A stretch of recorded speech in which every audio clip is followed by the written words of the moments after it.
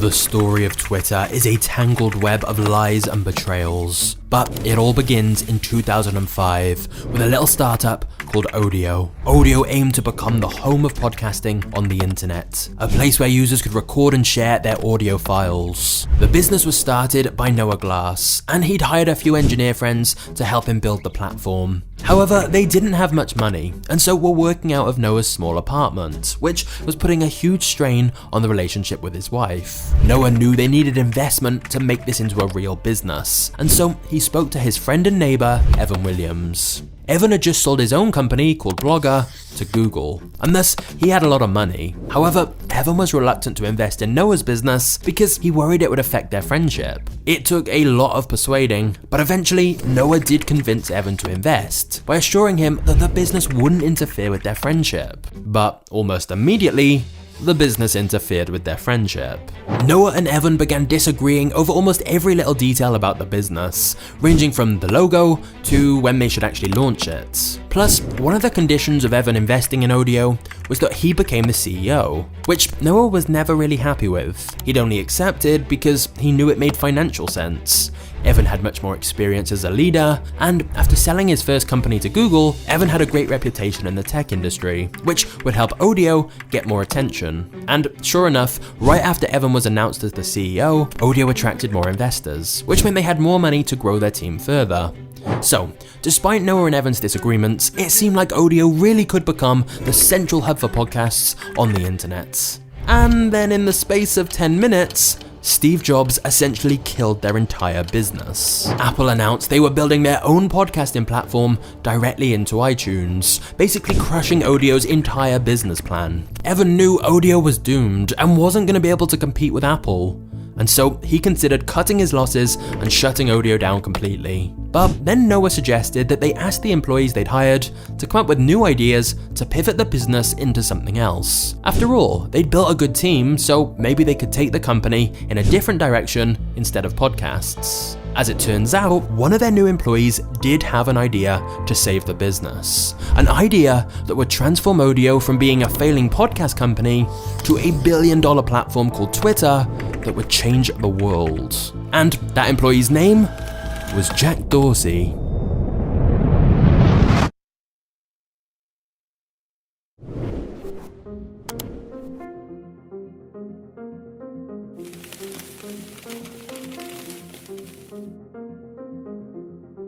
When Noah hired Jack Dorsey as an employee at his company, the two of them immediately hit it off and became friends. One evening in 2006, the two of them went out drinking together, and Jack told Noah about an idea he'd had where people could share their current status online, essentially a way to broadcast to the world what they were doing in that moment. Noah didn't fully get the idea at first, but as Jack explained it more, Noah realized it could help people feel more connected. This was something very important to Noah, who had been feeling increasingly lonely after his friendship with Evan had fallen apart, as well as his relationship with his wife. In fact, Noah had always had a deep feeling of loneliness, perhaps caused by the fact his dad had gone for milk when he was young and never returned. So, Noah encouraged Jack to pursue this status idea. Odeo needed to pivot to something new instead of podcasts. Maybe this status idea could be it. So, Noah opened a dictionary to try and find a name for this new project, and stumbled across the word Twitter, defined as a short burst of inconsequential information, and chirps from birds. Perfect. Odeo then began devoting most of their time and resources to Twitter instead of their core podcast product. And within a couple of weeks, the first version of Twitter was built. Unlike Twitter we know today, the very first version was built around text messaging.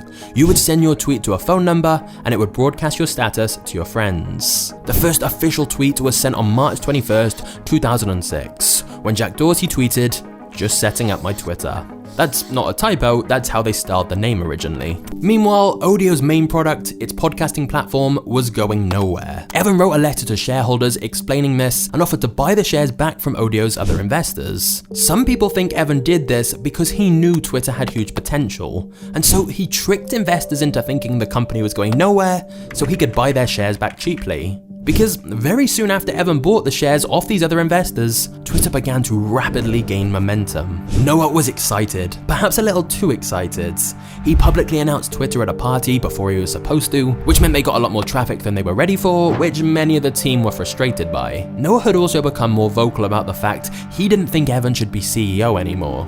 The two had fallen out completely and had very different visions for what the company should be. Noah confessed to Jack he thought they should try to kick Evan out of the company. Noah felt that since he'd started Odeo, and since Jack had had the status idea which they were now focusing on, why was Evan the guy in charge? However, what Noah didn't realize is that Jack did not feel the same way at all. Jack felt Evan was the better choice for CEO. Plus, even though Jack had become good friends with Noah when they first met, his opinions about Noah had been changing. Jack felt Noah had become a distraction for the company, and that he was creating unnecessary division by always disagreeing with Evan. And basically, he was doing more harm than good. It's also reported that Jack had become infatuated with a woman in the office that they'd hired, who had a boyfriend. And Noah had warned him he was coming on way too strong to her and he needed to chill out. Noah had meant this in a friendly way, but Jack did not take it well. So, whilst Noah still thought of Jack as a good friend, Jack's feelings towards Noah had completely soured. Secretly, Jack met with Evan and told him they needed to get rid of Noah, or else Jack was going to leave the company.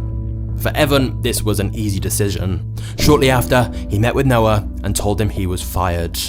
Noah Glass was being told to leave the company he had started. Later that night, Noah met with Jack at a bar and told him Evan had fired him. Jack acted shocked, like he knew nothing about it, and blamed Evan entirely. Noah broke down in tears and hugged Jack, completely unaware it was him who was responsible.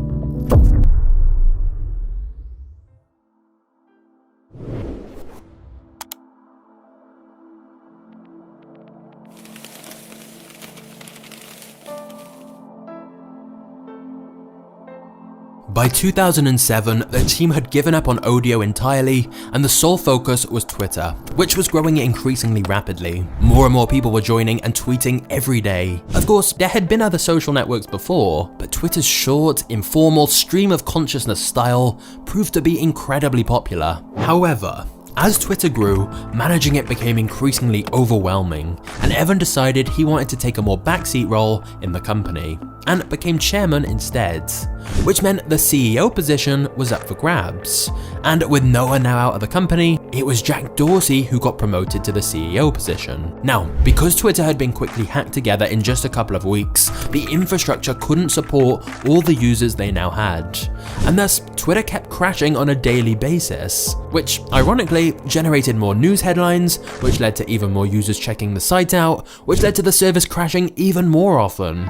Twitter was growing faster than anyone could have imagined, and the way the site had been designed just wasn't built to scale that fast. Twitter users became very familiar with seeing this error about being over capacity, which became known as the fail whale. However, when Twitter did work, users had come up with their own ways of using the site. For example, when talking to someone directly, people started using the @ symbol, and when referencing specific topics, they'd use hashtags. What's interesting is that everyone had their own ideas about what Twitter actually was.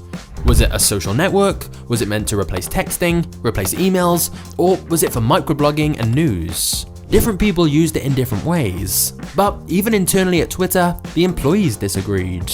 For example, Jack Dorsey, who is now the CEO, believed Twitter should be for broadcasting what was happening to you in that moment. That's what he'd first envisioned when he suggested the status idea. But Evan Williams, now chairman of Twitter, felt it was more useful as a way of communicating what's happening in the world, more of an information network than a social network. For example, when a US Airways flight crashed on the Hudson River, a photo was posted on Twitter before any traditional media had reported the story. The truth is, Twitter would end up being different things to different people, but Jack and Evan regularly argued over this. Jack felt Evan should stay out of the way now he'd left the CEO position, but Evan worried that Jack was missing a lot of Twitter's potential. Evan was also frustrated that Jack was becoming distracted by his newly exciting social life. As CEO of a rapidly growing company like Twitter, Jack was getting invited to events he'd never had access to in his life, and he was fully embracing this new lifestyle as a mini celebrity. The problem is, Evan had stepped down as CEO because he didn't think he'd be able to commit all of his attention to Twitter. But it seemed that Jack wasn't committing all his attention to it either. Jack was even doing random evening classes, like dressmaking. At one point, Evan told Jack, "You can either be a dressmaker or the CEO of Twitter, but you can't be both." Not just that, but Jack was doing very little to address the constant site outages. Jack was so focused on building new features and working on product development that he seemed to neglect a lot of other areas. In fact, some employees had mentioned to Evan that Jack's leadership skills were questionable to say the least. There was no doubt Jack had some great ideas for developing Twitter, but Jack had no management experience, which meant things at Twitter were becoming increasingly unorganized and chaotic. Evan's frustrations with Jack reached a tipping point in 2008, when Evan realized Twitter didn't even have a backup. That meant that if the database had crashed at that moment, they would have lost every single user and tweet. It would all be gone for good in an instant. Evan had made his mind up. He convinced the other Twitter investors that Jack wasn't up for the task of running the company, and they agreed. The next day, the news broke. Jack Dorsey was out, and returning to the role of Twitter CEO was Evan Williams. Before we get to the next chapter, I want to tell you about today's video sponsor, Trends, the ultimate membership for entrepreneurs. When you join Trends, you'll get access to a community of like-minded, ambitious people that you can connect with, share ideas, and maybe even find a business partner or investor. You'll also get access to their community of over 16,000 entrepreneurs, investors, and executives who offer live virtual business trainings and Q&As. I went through Trends, and what I really liked is that they send you a list of new vetted business ideas. So even if you don't yet have a business, you can get started right away. So if you're interested in starting a business and want a huge leg up, start your 7-day trial today at trends.co/magnates for just $1. That's trends.co/magnates to start your 7-day trial today.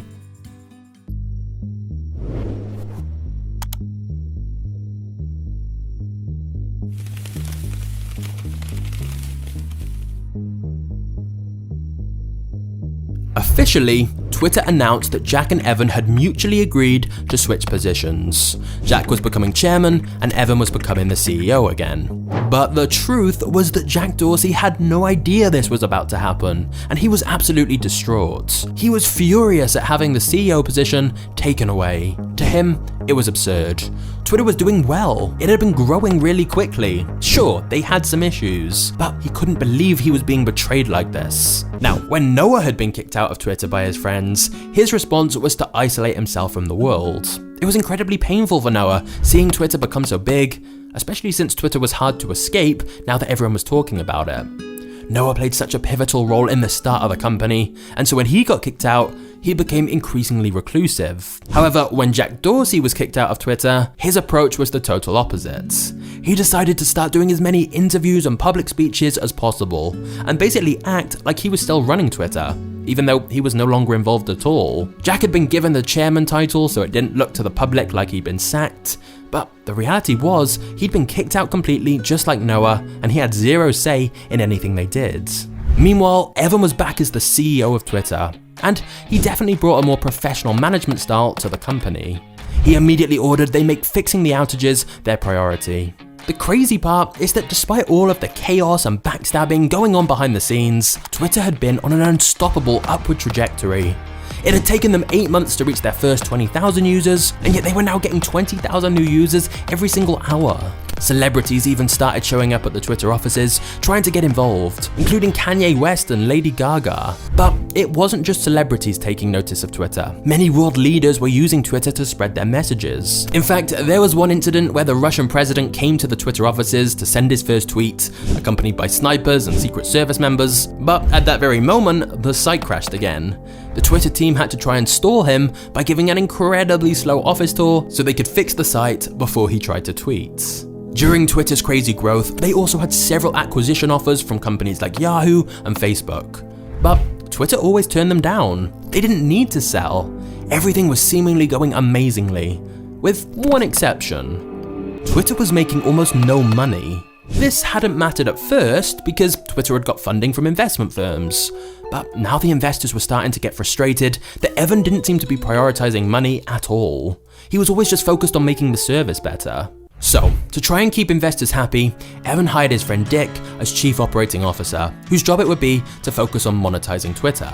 This was a common pattern with Evan. He would always try to hire his friends and family because his logic was that he could trust them. So, Dick joined the Twitter team and made a lighthearted joke in his first tweets. First full day as COO tomorrow, task number 1, undermine CEO, consolidate power. Ev laughed when he saw it, but he wouldn't be laughing long. Dick did indeed begin helping Twitter to monetize by selling ads. But what Evan hadn't realized is that Twitter's investors had some other concerns. Twitter's investors were worried how slowly Evan was making decisions. He would often spend weeks deliberating over something minor, which the board felt was holding Twitter back. Not just that, but he seemed to struggle to hire anyone for senior positions who wasn't already a friend of his, possibly due to some kind of trust issues. And most importantly, the board was starting to doubt whether Evan was the right person to help Twitter become a very profitable company, considering Evan seemed to spend barely any time thinking about how Twitter could make money. Now, some people claim that behind the scenes, one man was feeding the investors all this information about Evan's incompetence as CEO. One man was deliberately trying to highlight Evan's failings so that the board would turn on him. And that man was Jack Dorsey. Jack was still furious at being kicked out of Twitter, and it's reported that he was pulling the strings behind the scenes to get Evan kicked out as well. Like a chess master moving pawns around, Jack was collecting information about everything Evan was doing wrong, and subtly dropping hints to Twitter's investors and their connections to plant the seed of doubt in their mind about whether Evan should run Twitter. And it worked. The board called a meeting to vote on whether Evan should be replaced as CEO. Evan, of course, didn't know about this until the very last second. Now, some of Twitter's investors still backed Evan, but many didn't. So the vote about whether to replace him was actually tied.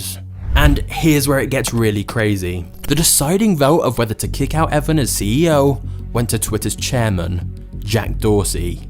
Ironically, it was Evan who had given Jack the chairman title and board vote because he'd felt guilty for firing him a couple of years ago. But now that decision was about to be Evan's demise. As you've probably guessed, Jack voted that Evan should be removed as CEO, and thus Evan was kicked out.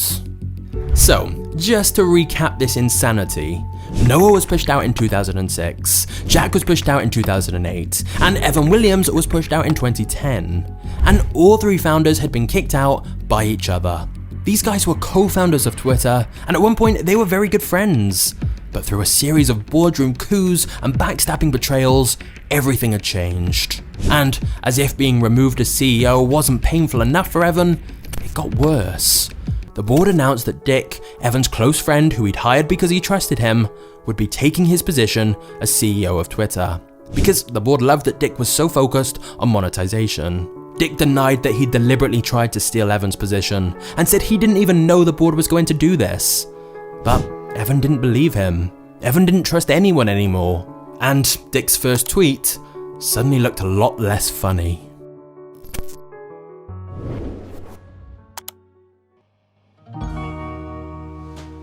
Now that the board had removed Evan as CEO, Jack was allowed to return to Twitter.